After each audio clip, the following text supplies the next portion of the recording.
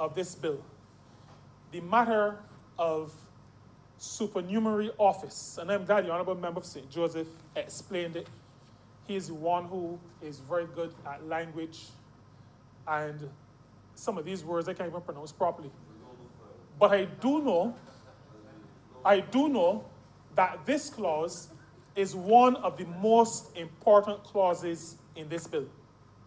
Because, as the Honorable Member said, there used to be a time, and if you speak to the trade unions, as particularly the one that represents most of the public officers in this country, and I want to applaud the National Union of Public Workers in this regard. As I thought about the union, thought about a parable in Scripture, which sometimes we refer to either as the importunate widow or the unjust judge. And I am a little bit careful in using that parable because there's both the importunate widow, the persistent widow, but also the unjust judge. But I want to be very clear. I consider the NUPW to be the importunate widow. They have been persistent in pushing for this.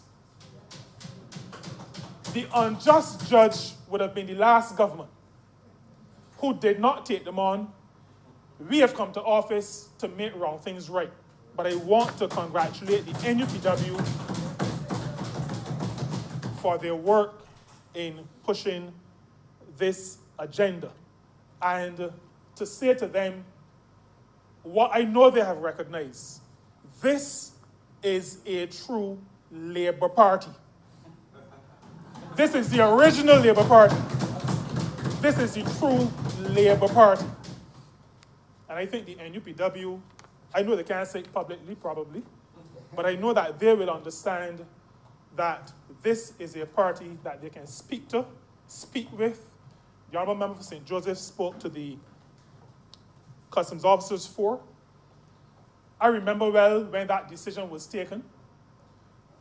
They were representing, we sat in the Senate chamber in Bridgetown, and they represented that these officers were doing the work for many, many years, classified, I think, as clerical officers, but doing the work.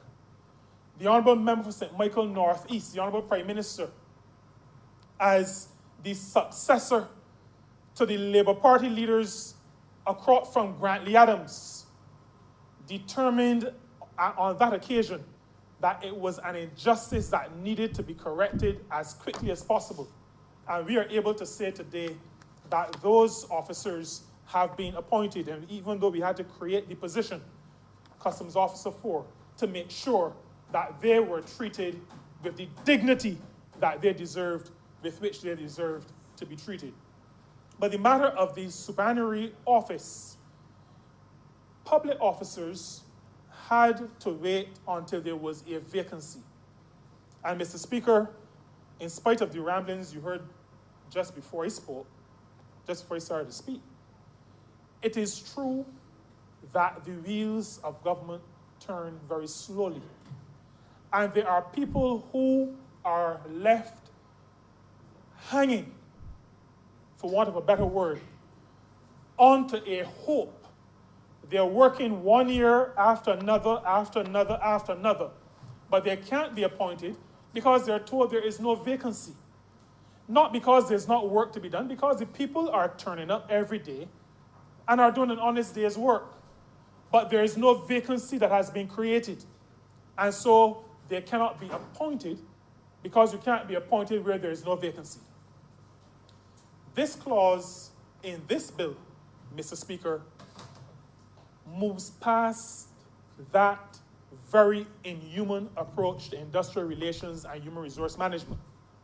It says that if you have been working in your position for 3 years, it means that your work is necessary.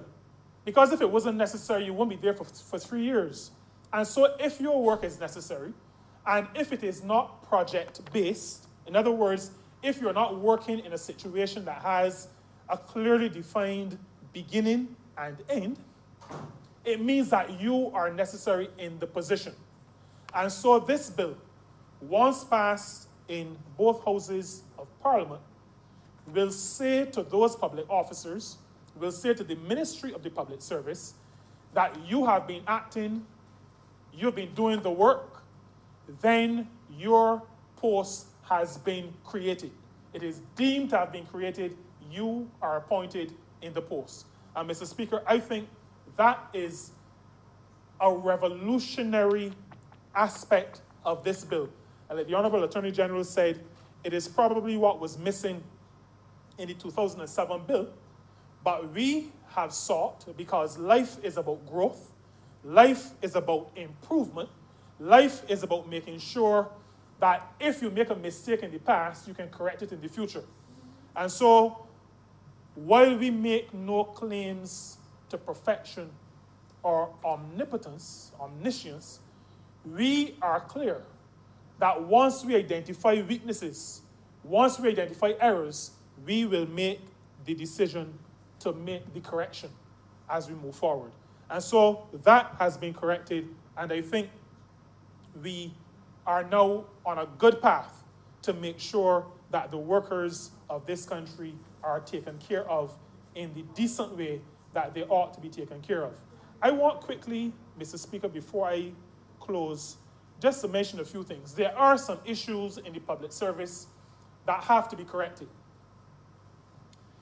There are issues of productivity, and in my 2.5 years, almost 2.5 years, working in the public service and with public officers, I've recognized that some of the issues of productivity have to do with leadership in the public service.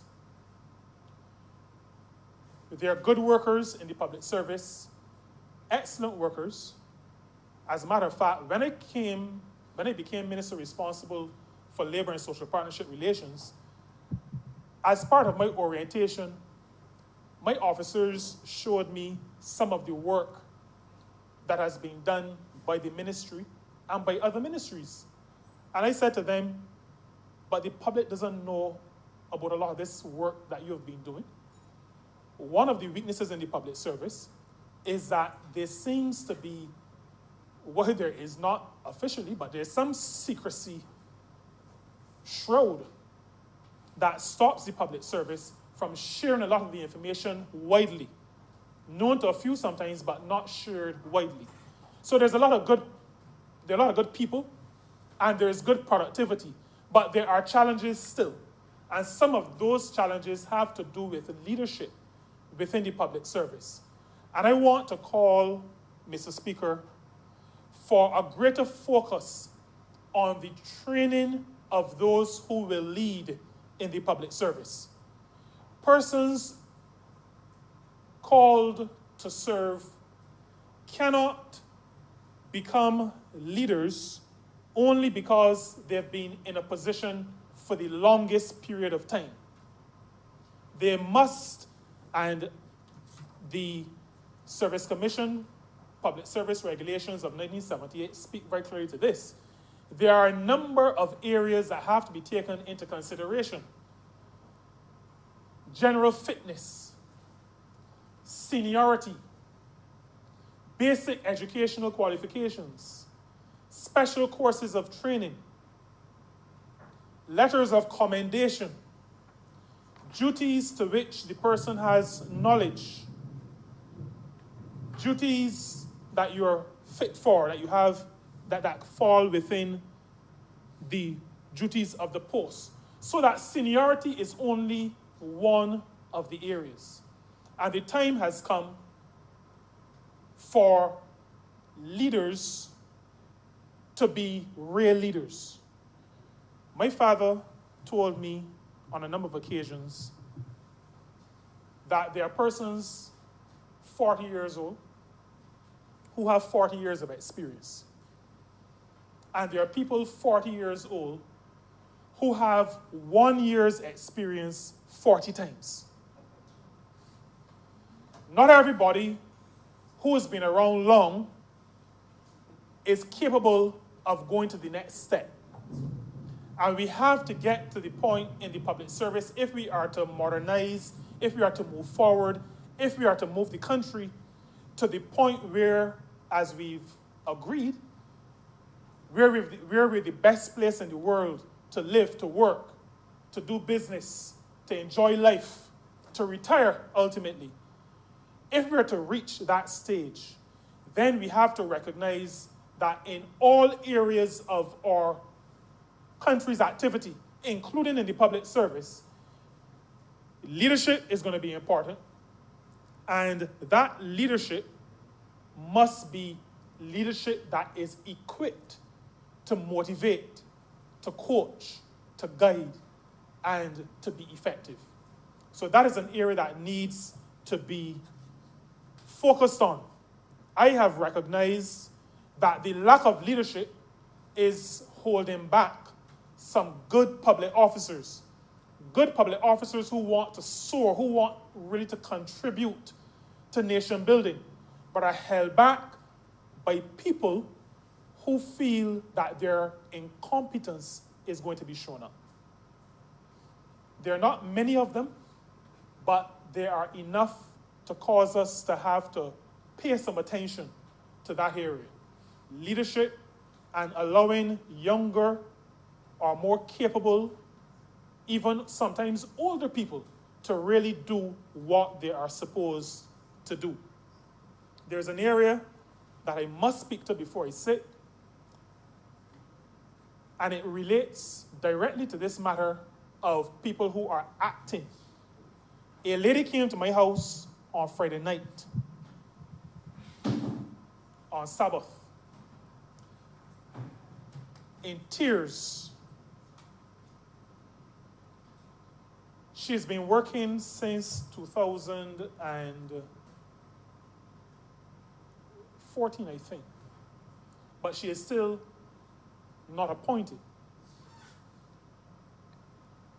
She came to me in tears, Mr. Speaker, because she went to the bank on the 25th, on that same day, on Friday. And there was nothing in the bank by way of salary. And you know, Mr. Speaker, that hurt me. But it is not the first time that I've heard those stories. And I want to say here very, very clearly to those people responsible for paying the public officers of this country, it is almost, let me use a different word. It is reprehensible, because nasty is not a good word to use in this honorable chamber, but that's the way I feel about it. It is reprehensible for a person who is guaranteed to go to the bank on payday and find a salary not to be interested in ensuring that others who do not have the luxury of having been appointed can also go to the bank on the day appointed and find salary. That young lady lives in a house with 3 other people. She is the only breadwinner. And she had no money in her account. It has happened to her before.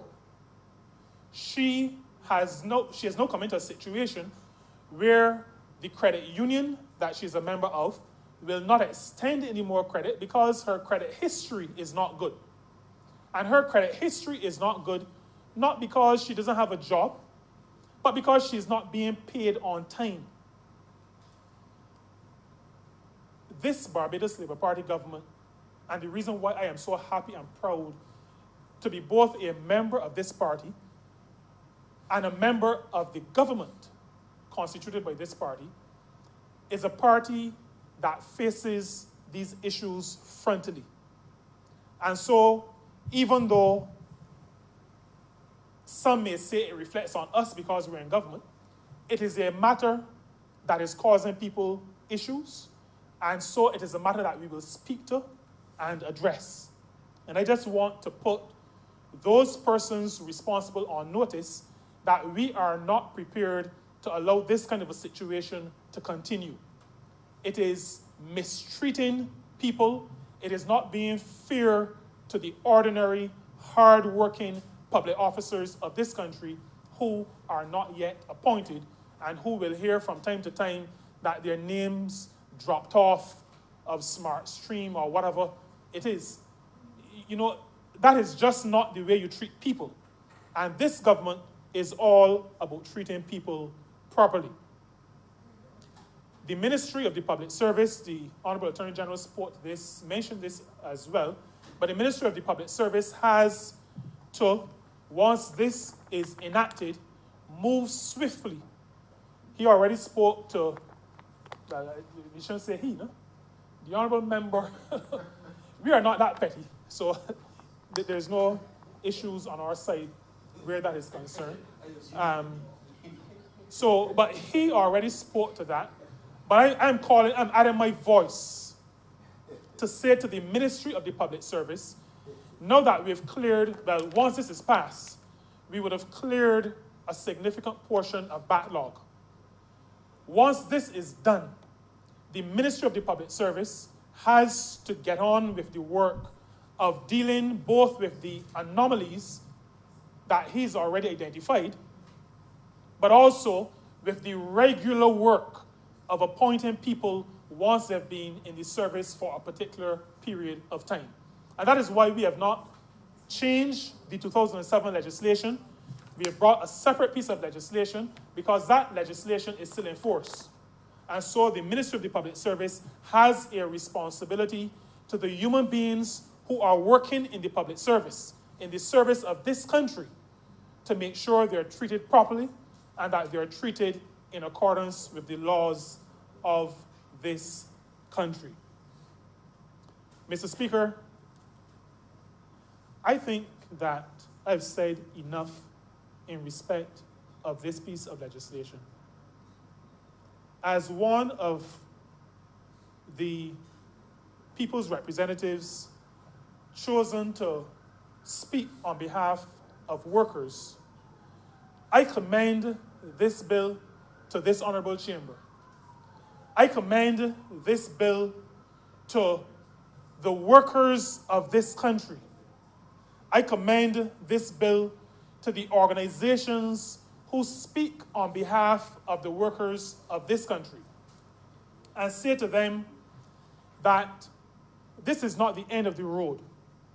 As we recognize deficiencies in the treatment of workers, we will continue to bring to this honorable chamber any necessary pieces of legislation or any amendments to existing pieces of legislation that will seek to improve the lot of workers in this country so that they, Mr. Speaker, can get on comfortably with their work, with leading fulfilled lives, and with contributing significantly to the building of a better Barbados. I'm obliged to you.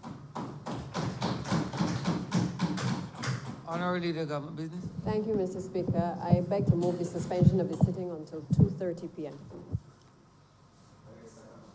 The question is that this honorable chamber be suspended until 2:30 p.m. All those honorable members in favor, please say aye. Aye. Those against, please say no. The ayes have it.